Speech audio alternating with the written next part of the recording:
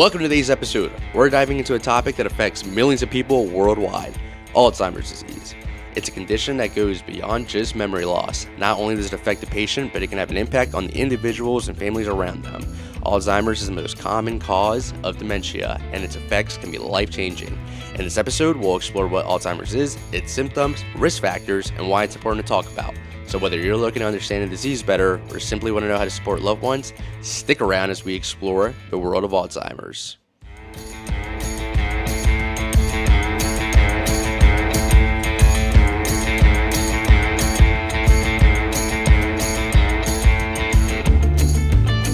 Hi there, everyone. I hope you're having a great day so far, my kings and queens. Lawnpod here, coming at you with another video.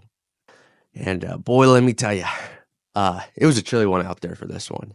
I don't mind the cold, but I hate doing the 25, 30 mile per hour winds and gusts. And I don't mean to complain, it's not too bad up here in Pennsylvania. And I can only imagine what it's like over in Chicago per se.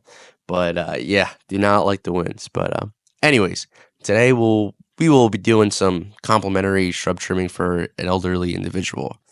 She did not want to participate in today's interview portion, which is A-okay. I am thankful she let me film doing her yard and posting this online. So for this video, we're going to be running a solo pod. Now, I was able to sit with her and chit-chat for a bit to get to know her a little better. And as I was talking to her, she did tell me that she and her husband are retired, but he is living separately in a VA nursing home as he has Alzheimer's disease and he needs to be taken care of 24/7, which is not an easy thing to hear.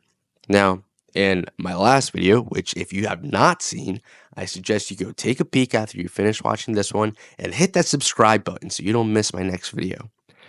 But like I was saying in my last video, we talked with Mary and she also mentioned how her husband has Alzheimer's disease. So hearing about the same disease inspired me to make this video. And let me just preface and start out by saying that I am no doctor or medical provider.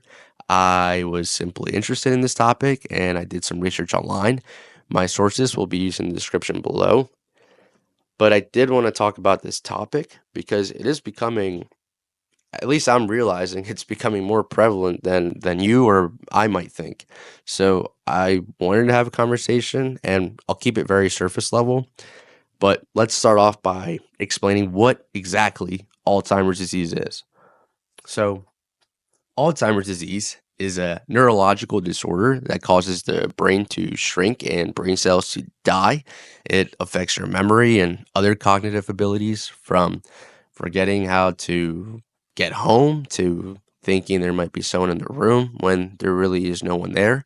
There is no exact cause, but scientists believe it can be from a combination of genetic, environmental, and lifestyle factors. There are a couple of different things that could be occurring in the brain that cause this disease. One of them is a buildup of beta amyloid, which let's backtrack just a bit. So in your brain, there is something called an amyloid beta precursor protein, otherwise known as APP. APP is important when it comes to helping neural growth and repair. Like when I say growth, an example would be when a baby is learning to recognize a face or a voice. APP helps promote synaptic growth, which basically allows the brain to form stronger and more efficient pathways to process information. Well, enzymes come and break down the APP molecule, and then it can generate smaller fragments. And in Alzheimer's patient, the APP is improperly split, and it creates a sticky beta amyloid, which then clumps together. And then these clumps can build up in the spaces between the neurons, which then interferes with normal brain signaling. I mean, imagine adding speed bumps on the highway. Wouldn't work out too well, now would it? Now, all people with Alzheimer's have these plaques, but not all people with plaques have or develop dementia. There's also another possible contributor. There are these proteins called tau, which help reinforce the internal structure of neurons and give them their shape. They're like the scaffolding in a building, let's say. It keeps the structure of the building and keeps everything in place while construction is ongoing. Now, in Alzheimer's patients, tau goes through these abnormal changes, and then they start to become these twisted tangles inside the neurons and start to clump up just like beta amyloid. Once that happens and there is an accumulation of these tau tangles, the neurons cannot function and they start becoming damaged, which, of course, contributes to the cognitive decline of Alzheimer's patients. These tau tangles are toxic and they cause the cells to eventually die. Think of it like water in a clogged pipe. If the water has nowhere to go and just sits, eventually the pipe is going to rust and corrode. Other things occur in the brain as well, which contribute to Alzheimer's, but I am just keeping it brief. If you're curious, I truly do encourage everyone to do some research of their own. But Alzheimer's doesn't happen quickly. Changes in the brain start happening way before any symptoms start appearing. That could even go as far back as 10 to 20 years. So most people with Alzheimer's disease start reporting their symptoms in their 60s, and some of these symptoms can include mild memory problems, frequent mood changes, and increased anxiety. I did want to share some facts I read over, which might make you realize that Alzheimer's might be closer to you than you think. In the US, according to the Alzheimer's Association, as of 2023, there are approximately 6.7 million people age 65 and older who are living with Alzheimer's disease. That makes it about 1 in 9 age 65 or older that has Alzheimer's. This number seems to be projected to, unfortunately, only increase. The National Institute of Health estimates the total number of people with AD dementia in 2050 is projected to be 13.8 million, with 7 million aged 85 years or older. While Alzheimer's is only a type of dementia, it does account for 60 to 80% of all dementia cases. Alzheimer's is a deadly disease, to say the least. In fact, Alzheimer's is the 5th leading cause of death among people aged 65 or older, and it has recently taken more lives than prostate cancer or breast cancer. Not only is it deadly, but it also is an expensive disease. The total lifetime cost of care for a person living with dementia is estimated at $400,000. Family caregivers bear 70% of these costs in the form of unpaid caregiving and out-of-pocket expenses. Over 11 million Americans provide unpaid care for people with Alzheimer's or other dementias. So now that you and I have gone over what Alzheimer's is and some facts to go along with it, I wanted to take some time to share my thoughts. Look, taking care of a healthy elderly person, it's hard, it's tough, it's a challenge. But taking care of an unwell elderly person can be one of the most stressful jobs you can take on. I have never had to take care of an Alzheimer's patient, but I did help taking care of my grandmother when she had breast cancer. So I know how time consuming it can be. I do not want to sound selfish in any way, but everyone is always so worried about the person who is ill, yet no one ever thinks about the person who is in charge of giving them their medication, taking them to all their doctor's appointments, watching their diet, making sure they're not putting themselves in a physical harm. I mean, if you have a baby or had a baby, then you understand what I'm saying.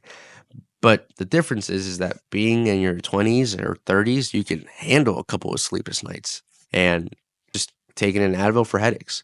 But when you're in your 60s and 70s and you're taking care of your significant other, you have to do all of that while keeping up with your own health problems. You need to keep up with your medication and your checkups. And from talking to caretakers, it seems like it can be really an easy thing to kind of put yourself second and ignore your own stuff, because Alzheimer's is tough and you really want to give it priority. And of course, it's your loved ones. Um, I mean, look, imagine you need to go to the dentist, but you cannot leave an Alzheimer's patient at home alone for an hour or two without dying of stress, knowing if they might need you and you not being there. And it's not any good idea anyways to leave an Alzheimer's patient alone. I mean, they could wander out of the house, they could trip and fall. I mean, so many things could go wrong. So you decide you have to bring them along, but now you have to find a safe way to get them into the car, and you have to make sure that they don't slip and fall, or it's just tough because for someone you love, you will hopefully do anything to be by their side. And if you're a husband or wife or son or daughter, I would not expect anything less. But I do want to put a spotlight. I want to put a spotlight on all the caretakers out there. You deserve more praise than you'll ever get. Unfortunately, life has its ups and downs, and I wish I could do something so people wouldn't have to go through this, but there isn't. Sorry. I don't mean to sound depressing or negative. I'm just being honest, not saying what I believe is the correct or incorrect way to think. It's just how I feel.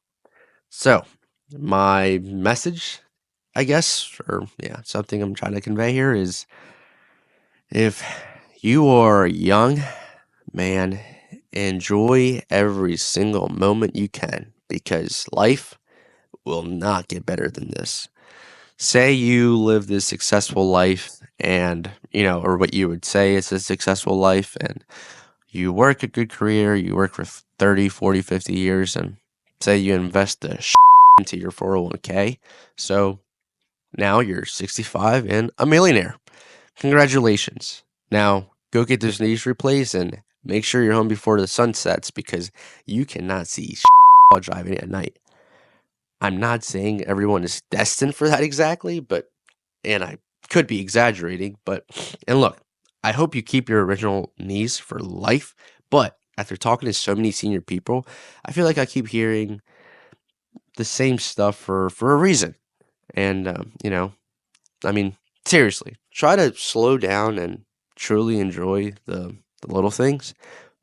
And don't get it twisted. When I say slow down, I don't mean plopping on the couch and scrolling mindlessly for hours on your phone. I mean, go take your younger sibling for ice cream. Ask your dad what his childhood was like. Go check out a new coffee shop downtown. And if you're a caretaker, please don't try to do it all yourself. Ask for support. You deserve that. And if you are related or close to a caretaker, do not wait for them to ask for help. No one is asking you to permanently take care of someone. Just go over and watch them for a couple hours while the caretaker goes on a dinner date, or go take a stroll in the park to clear their mind. If we aren't willing to help one another, then what are we doing? If you're still here watching this video, thanks for sticking around to the end of the video. I hope you like what you see or hear, and hit that subscribe button. Now sit back and enjoy some country blues. I'll see you in the next video. Building beautiful yards, one move at a time.